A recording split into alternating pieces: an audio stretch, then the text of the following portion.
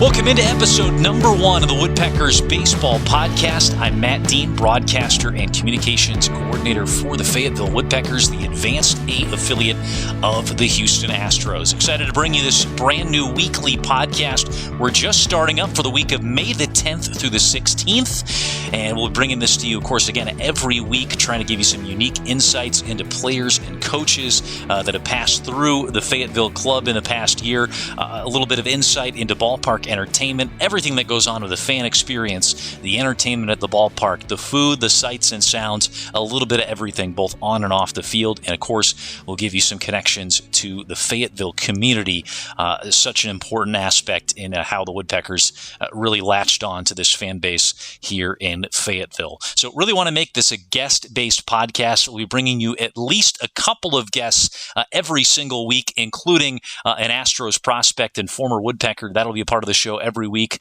a player or coach. We'll set up our guests here for this first episode in just a moment, but we're bringing in some other community partners that have worked with the Woodpeckers, try to give you a little bit of insight into some of the staff and some of the people that make the ballpark experience what it is every day, and going to have a couple of guests both on-field and off-field related every single week. So again, I'm Matt Dean, the broadcasting communications coordinator for the Woodpeckers. Before we get started with the introductions to our guests, we're also going to give you our Woodpeckers Weekly Flashback, we're calling it. We're going to highlight some of the top moments of 2019 as baseball returned to the city of Fayetteville in a professional capacity.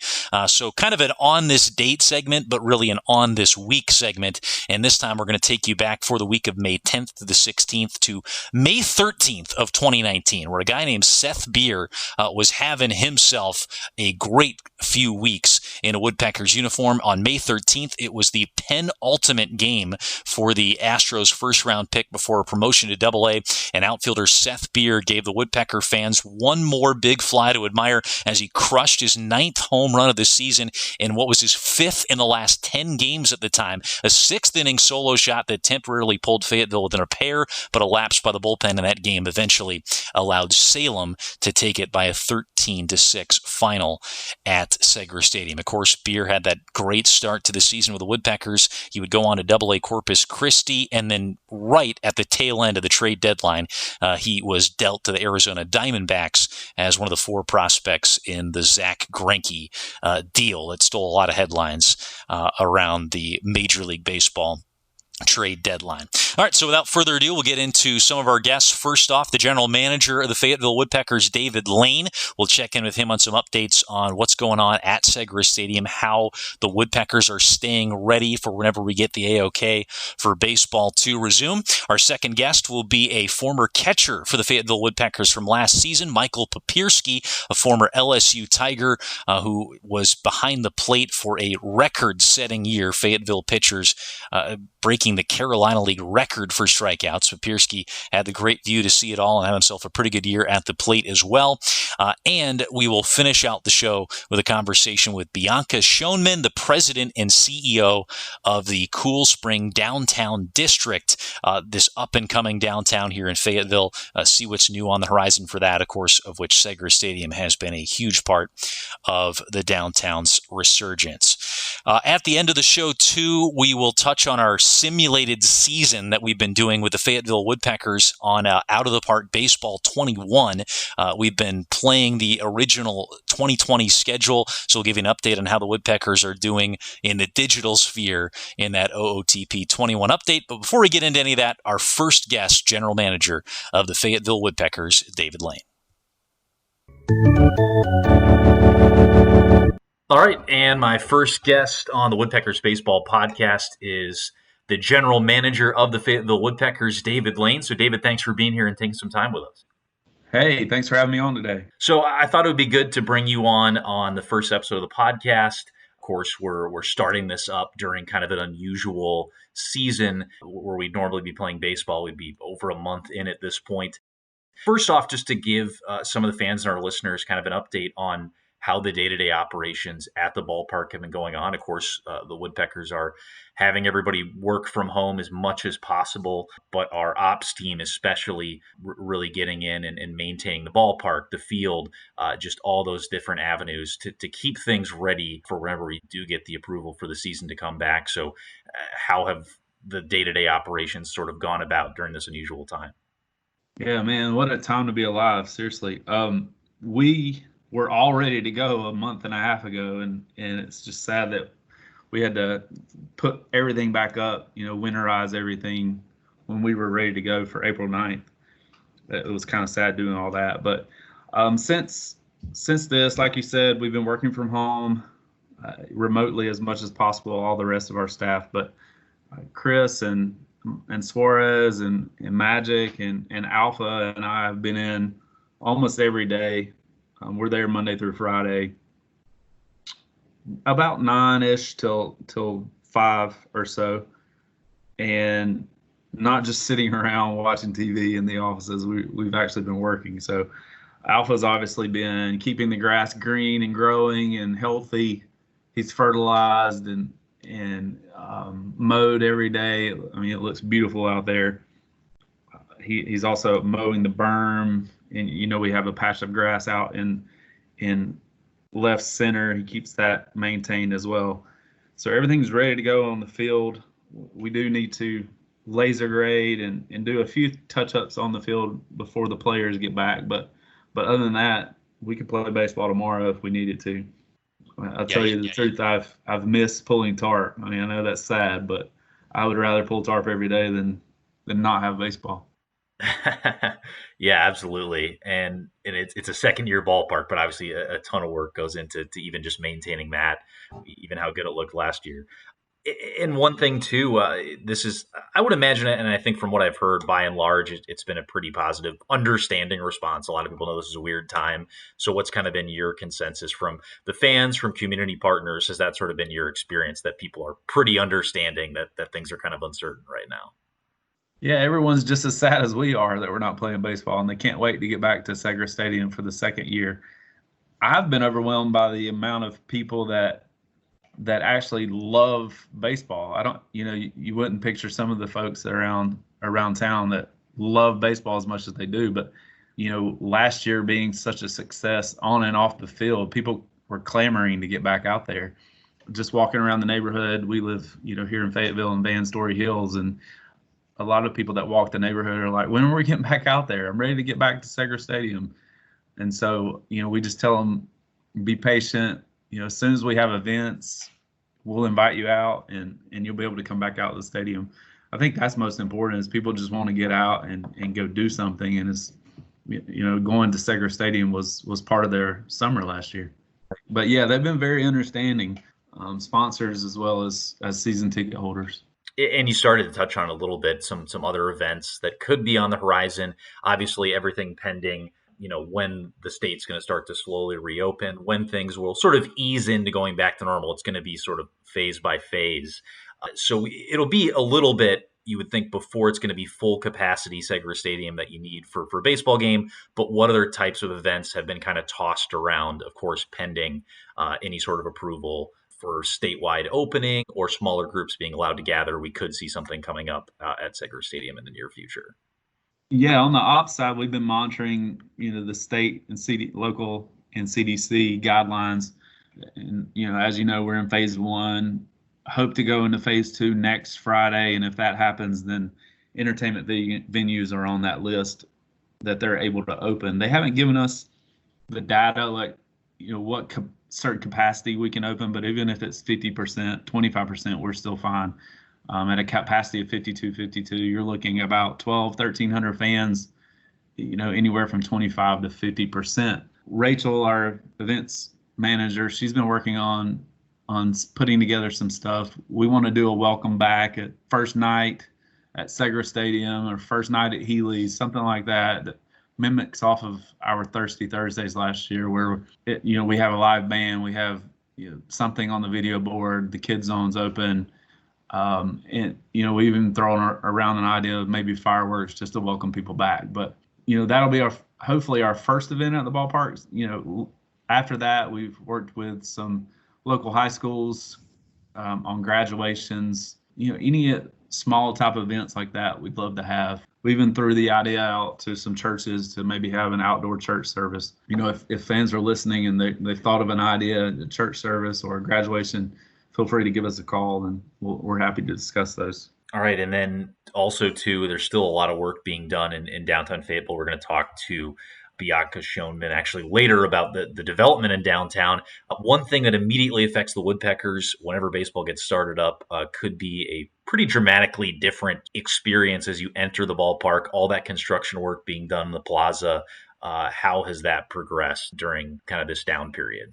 Yeah, they've done a good job out there. They slow rolled it after they knew we weren't going to open up on April the 9th, but in taking their time, they've put in a lot of brickwork. They put in a lot of planters, and there's actually trees and plants out there now. They are pouring, we're being told that they're pouring asphalt tomorrow.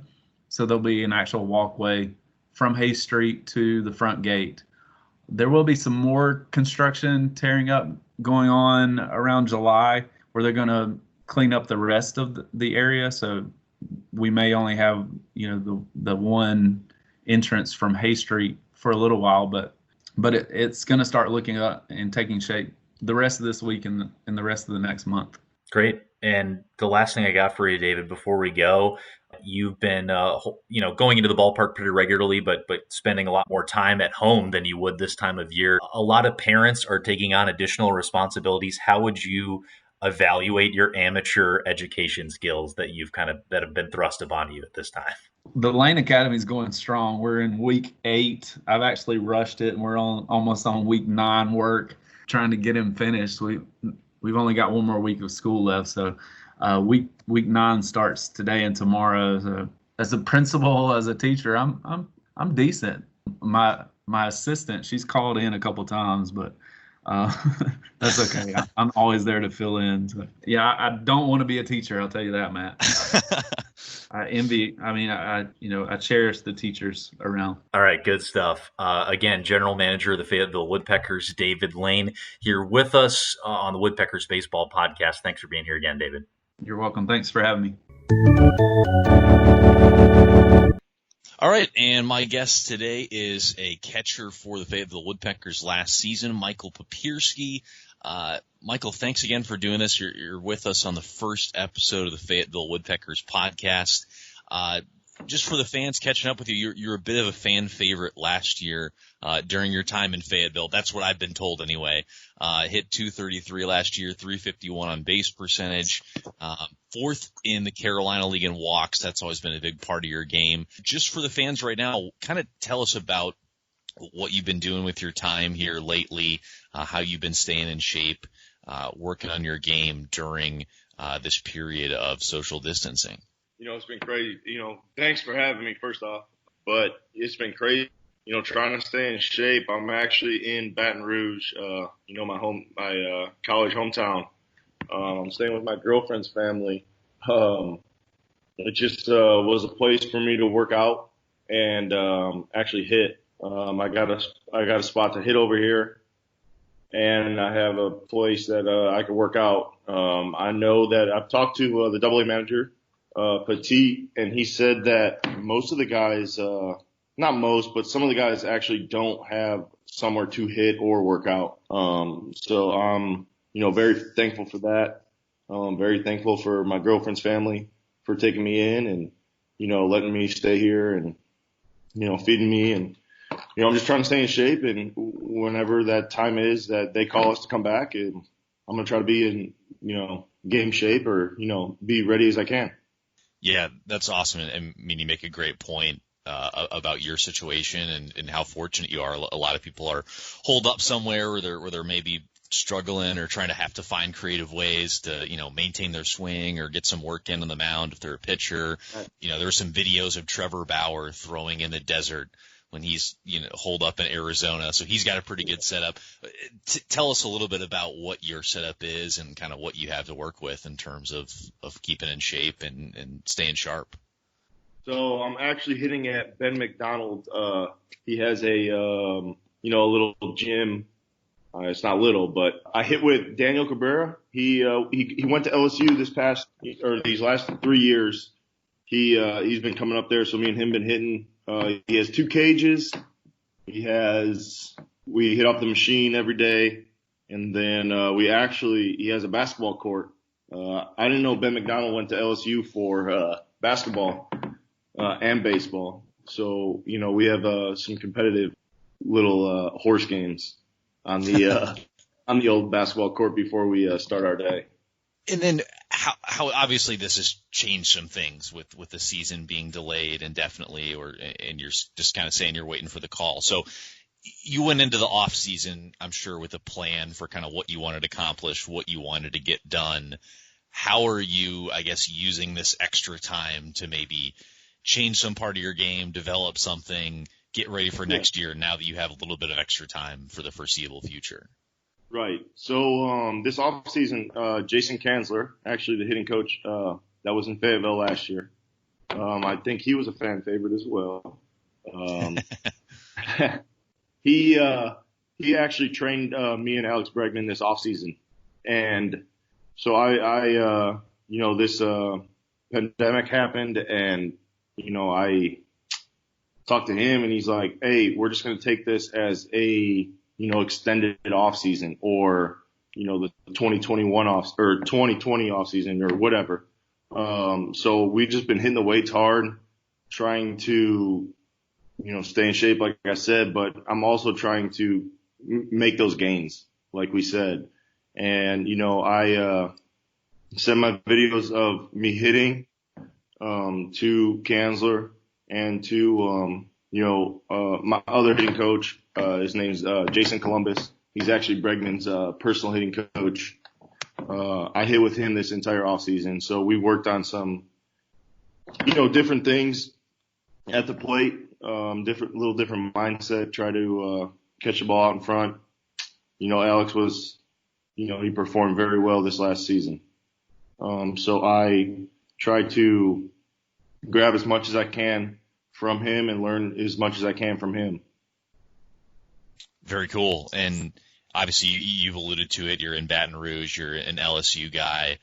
You did overlap with Bregman, right, for a season while you were there. Right. So kind of when did that relationship start? Obviously you guys were teammates for a season, and how great is that to just have not just Bregman, but the network of so many great players at LSU to kind of connect with and stay in touch with? LSU is, no doubt the best, I think, the best college to play at. With the fans, like you said, the network, the people you meet, how nice people are down here. The fans are amazing. But I did feel that, same type of environment when I went to Fayetteville this year, and how nice the fans were and how they, interacted with us and, reached out, and, that was awesome. But I came in my freshman year, I saw Bregman, and I kind of, stayed away, did my own thing. And he noticed that I kept, I was the first one at the field, in the cage working hard, doing this, doing that. And he's like, hey, dude, you want to hit? I said, yeah, you sure? And he, from then on, we kind of hit it off. We were actually workout partners my freshman year. He moved into my freshman dorm. I'm sure you've heard that story. He moved in. There was four freshmen. He moved into, he was sleeping on the couch for a little bit. Then I gave him my bed because I got a new bed, and then he brought in another bed, and he was living on the floor of our apartment his junior year. So I became super close with him. Definitely would call him one of my best friends. One of the hardest workers I've ever, been around, if not the hardest worker. And it's just awesome to see him, see what he's doing actually now with this pandemic. I'm sure all the fans have seen, the Houston Feed Houston, or I think that's what it is, Feed Houston. So, just to have him in my corner and to have him helping me throughout this process, his was a little different. he got called up pretty soon. But, he knows the grind and knows, what we're trying to go through. Yeah, obviously tons of great players, like you said, Bregman and just the whole network of LSU guys. One of the things that obviously has to be phenomenal about playing at LSU is the team success too. You had a chance to go to the College World Series. One of the things that you're maybe most famous for is hitting the 2 home runs in a College World Series game. You hit one from both sides of the plate as a switch hitter, which had never been done before. What was that moment like? How often do you get asked about that, and how cool is it to kind of be like a note in history like that, to have that kind of accomplishment? It's awesome.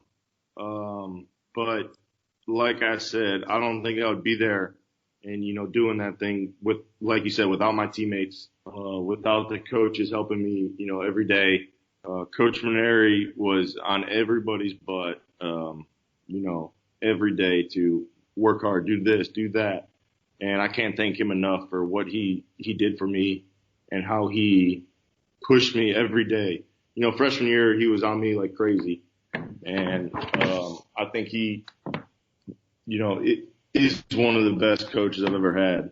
He only doesn't teach you baseball, he teaches you life things. And I can't thank him enough. And the College World Series experience was awesome. The LSU fans travel like crazy, so they were yelling like crazy, cheering like crazy. And then, we get to the, the final 3 games, and obviously we lost, but you know what? It was an awesome experience. Florida pitchers were disgusting. I think they had 3 first rounders, if not 4, and you know what? Tip your cap. They played well. Yeah, that starting rotation was unbelievable that year. It was. That's one thing. They just had first rounder after first rounder every night. Yeah, one other thing I kind of wanted to touch on about more so your college career and leading into that before we get into a few things from last season. You are a Midwest guy originally. Like, you went to LSU. You're held up in Baton Rouge right now, like you said. But you're from Chicagoland area, Lamont, Illinois originally. It's different nowadays, I think, than in previous, where you can pretty much, if you have the talent, if you put in the work, you can kind of get noticed anywhere. But what was that kind of story for you like in terms of not being in a traditional, baseball powerhouse market and getting noticed and going to a big name program like LSU? Right. Like you said, it is. I think the times are changing. And, I think I'm going to make this statement that Chicagoland area is becoming a powerhouse, though. It seems that Sure. It does seem that a lot of kids are coming out of there and going to either the draft early in the, first rounds, or going to a big college. But I do know that, in the South, they get to play more baseball. They get to, they're on the field 365, every day. So that is cool. That is why I don't go home much, because it is cold up there, and it is miserable to go through. But I think people from up north, they have a little chip on their shoulder, and it is cool to go through this process and just continue to work hard every day and keep trying to prove people wrong. Yeah, right now I'm holed up in Kenosha, Wisconsin, so not too far away from your original stomping grounds, and you definitely have the better weather situation going on right now, so for sure. You spent pretty much your whole season last year with the Woodpeckers. You touched on how great of an experience that was for you with the fans and with the ballpark. What was that like, getting to be a part of a team in their first season as you advance up through your career last year? It was awesome. Playing in that brand new stadium was incredible. It didn't even feel like you were, in the minor leagues. It felt like you were, so in high A, in, double or triple A, with that brand new stadium. Everybody bringing you things, whatever you need, this, that. They took care of you. Shout out to Magic. He's a great clubby. Love him to death. He, did whatever you needed. The fans, incredible. Showed up every day. There was at least 2,000 to 5,000 every day, no matter what. It was just awesome experience. Can't thank them enough. Can't thank the coaches enough. And, it was just an awesome experience. All right, fantastic. And again, our guest on the first episode of the Fayetteville Woodpeckers podcast, catcher for the Woodpeckers last season, Michael Papierski. Mike, it's been great. I would love to chat more, but we do want to keep it down to our time limit that we have for each episode. So I really appreciate you doing this, and good luck getting ready for the season whenever that comes around. And we look forward to seeing you on the field wherever that is this season. Thank you for having me. Have a great day.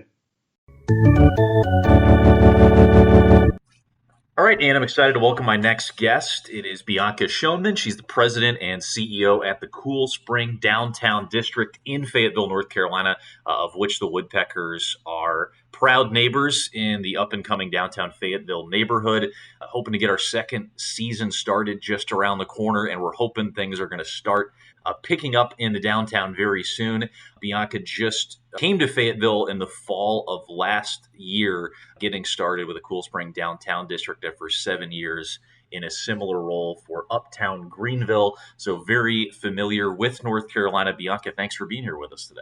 Yeah, thanks for having me, Matt. It's a pleasure to be here. So let's start before we kind of go into a little bit of your background. What was exciting to you about coming to Fayetteville and the prospect of that historic downtown, helping that move forward and progress here when things get back started again? I think that every place manager looks for a city that has made some power plays. And when we think about Fayetteville's recent sort of hand, right, their cards that they have played, they took a really, really big leap forward by investing and partnering with the Astros. And to me, that was the most attractive element of downtown Fayetteville's place management position. I was most excited to see how foot traffic and retail would evolve in the face of baseball. And then, of course, the stadium itself is absolutely stunning. So you're adding to an experiential factor that was absent in the downtown. Now, downtown is beautiful as it is. It's a quintessential historic downtown. It's got great massing, very human scaled, fantastic architecture. It's really a beautiful downtown, 20-foot wide sidewalks. But then you add that element of surprise with this 360-degree stadium. And how many games a year do you do? 170?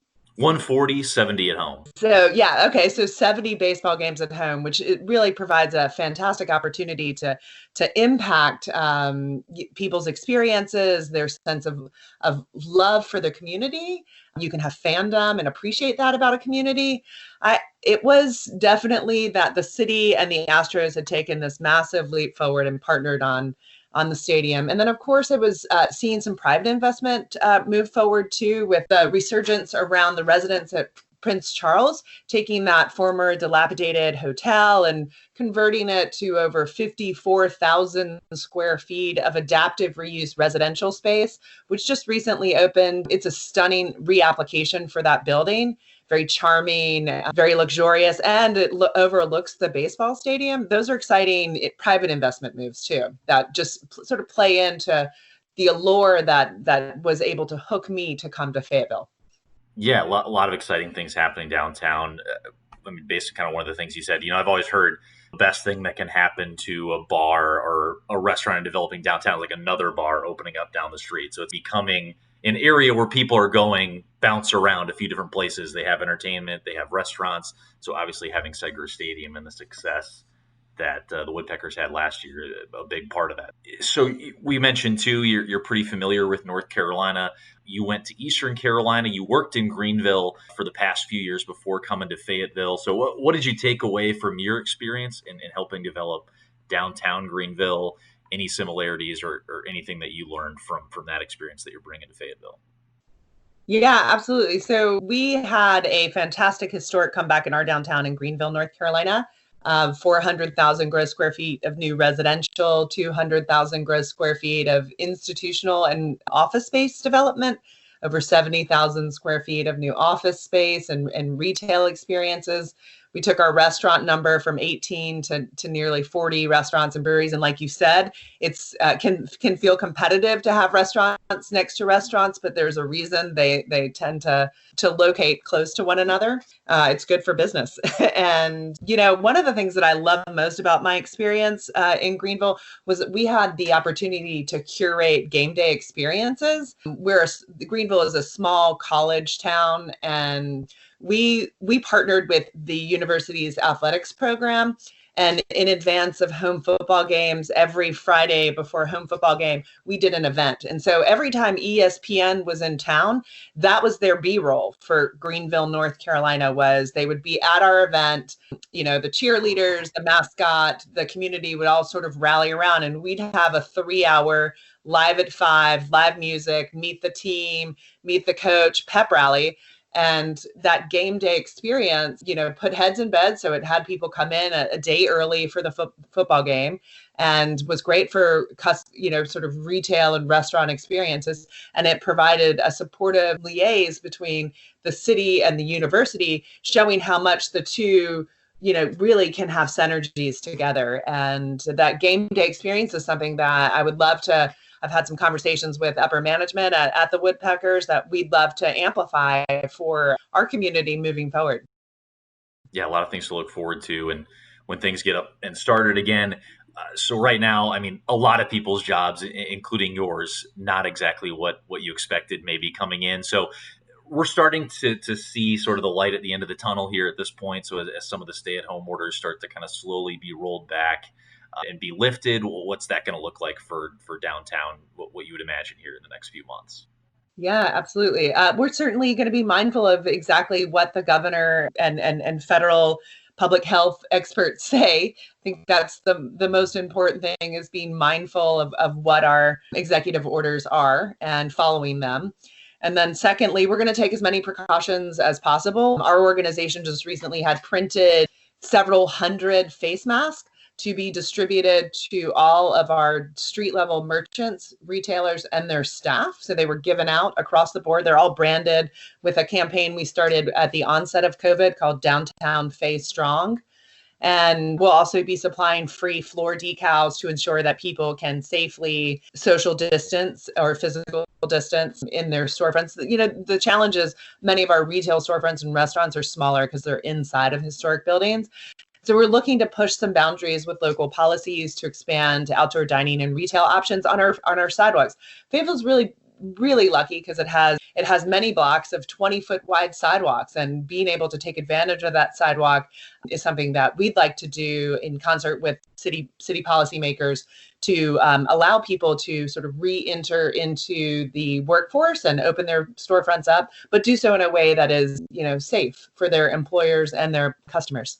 Maybe one good thing that comes out of this pandemic is I think people are a lot more mindful of supporting local businesses because they're trying to find creative ways to do that right now. You guys, I saw just when I was getting ready for this, have a great resource and visit downtown Fayetteville. You just have a list of all the businesses in the downtown district that are doing takeout, that have delivery, that do gift cards. So that was a good resource. What else are you encouraging people to do to kind of help small businesses stay competitive and stay afloat during this time?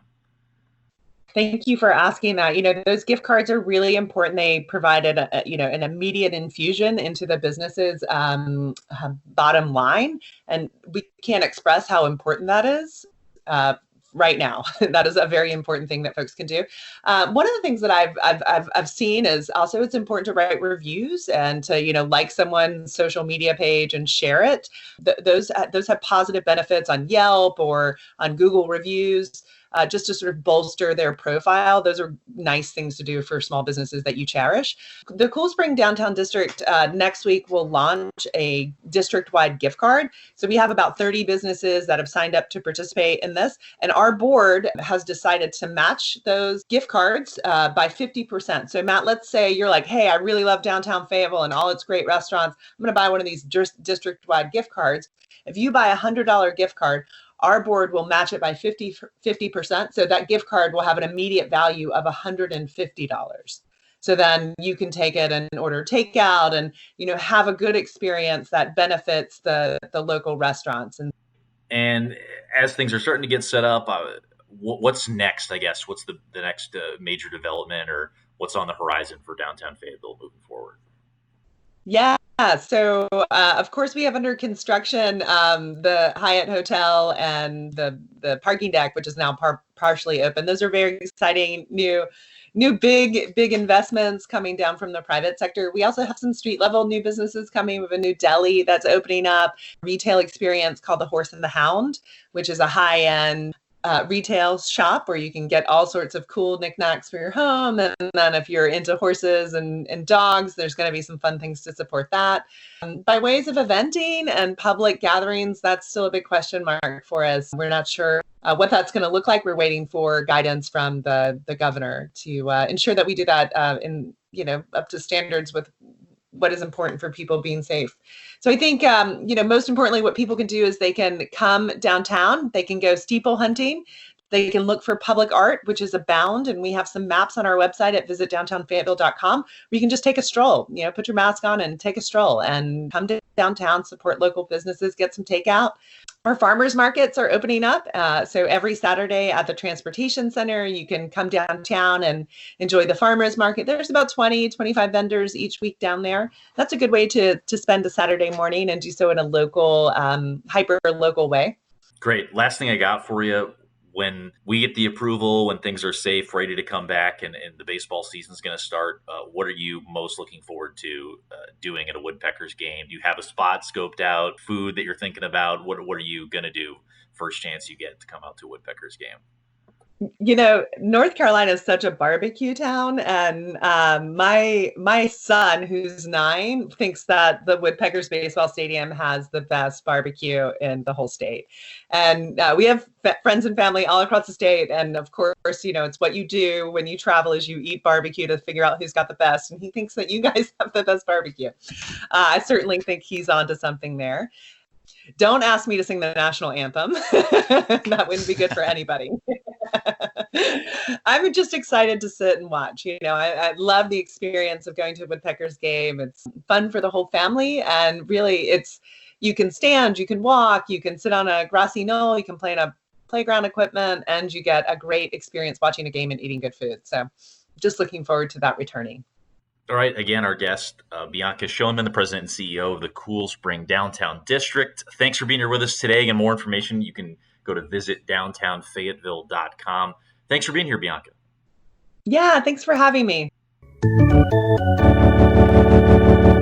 And finally, before we wrap things up on the Woodpeckers Baseball Podcast, as promised, we'll give you our update on the Woodpeckers season and Out of the Park Baseball 21.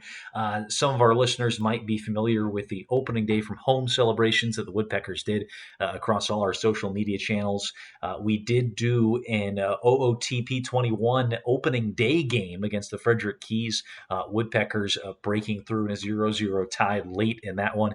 We also did a second broadcast of that on Facebook Live. We're going to kind of keep that simulated season alive on OOTP 21. They'll give you a few updates as the season goes along. So we've done the simulation all the way through May the 15th in the 2020 season. And basically we put it strictly to the AI. They created all the rosters.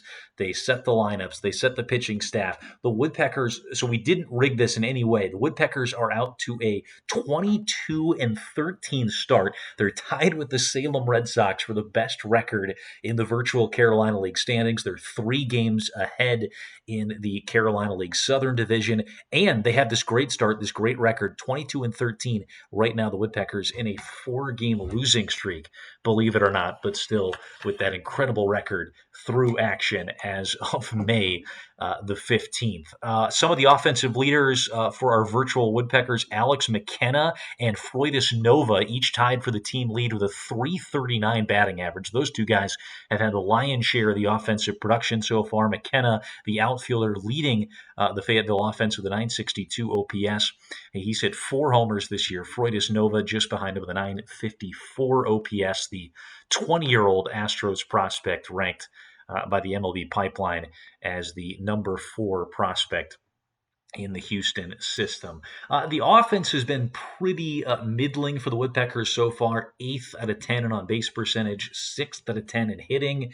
An offensive WAR, they have been 9th, second worst in the league, in fact, but pretty much middle of the road for most of the offensive categories. As expected, Woodpeckers pitching staff has carried the weight as they did last year, leading the league with a 3.05 earned run average. Starters ERA is 4th in the league. The bullpen ERA as a staff is sub-2, 1.91, and best in the Carolina League so far. Strikeouts, no surprise. The Houston Astros affiliate with 342 already on the season that leads the Carolina League circuit for a group of arms that last year, of course, set the Carolina League record for strikeouts. On the pitching side, some of the leaders: Sean Dubin leads the staff with 3 wins. Tom Hackemer has 7 saves in the back of the rotation. The starting rotation hasn't, of course, held up the same as the bullpen has so far this year. Yohansy Torres is on the injured list right now, but got out to a great start, striking out 36.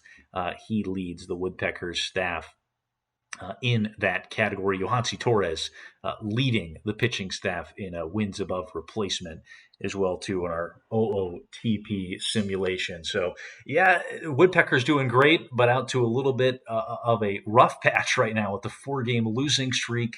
We're looking at the schedule here momentarily, but the Woodpeckers on this 4-game losing skid. They are back at home, though, dropped the homestand opener of that set to, again, the Carolina Mudcats. But the Woodpeckers right now hoping to get back on track with a 5 o'clock Eastern time first pitch on Saturday, May the 16th, our OOTP 21 update.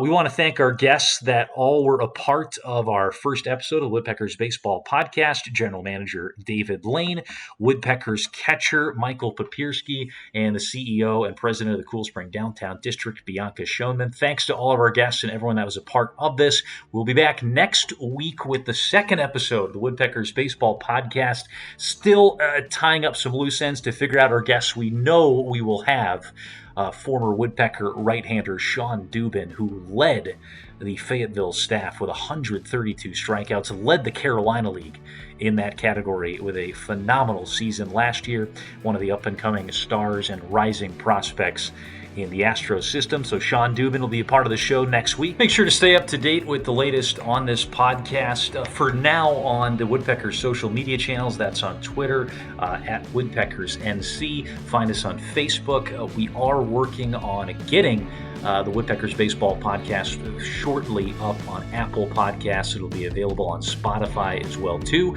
Should have that up and running. Finding it available on those 2 channels. You can subscribe by at least the 3rd episode, a couple of weeks now. Should have it up on Apple Podcasts and Spotify. So until then, stay locked into the Woodpeckers social media channels. Sean Dubin will be with us next week for episode number 2. I'm Matt Dean, voice of the Fayetteville Woodpeckers, signing out on the first edition of the Woodpeckers Baseball Podcast.